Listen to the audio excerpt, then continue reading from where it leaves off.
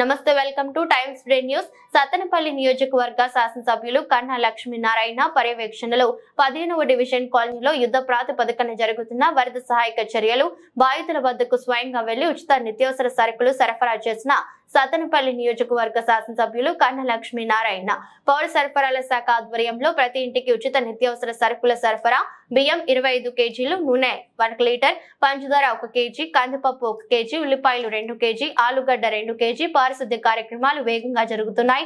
Fire ఇంజన్ల ద్వారా ఇల్లు శుభ్రం చేశారు సత్తెనపల్లి నియోజకవర్గ శాసనసభ్యులు కన్నా లక్ష్మీనారాయణ.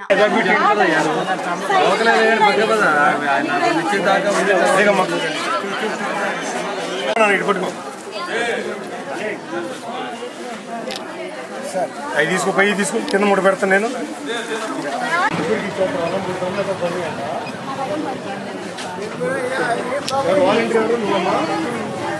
మూడు పేర్లు ఇంటింటికి తిరిగి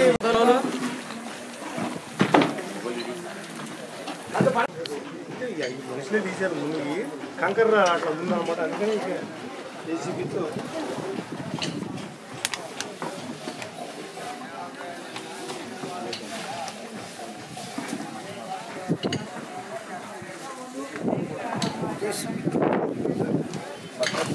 చిన్న బకెట్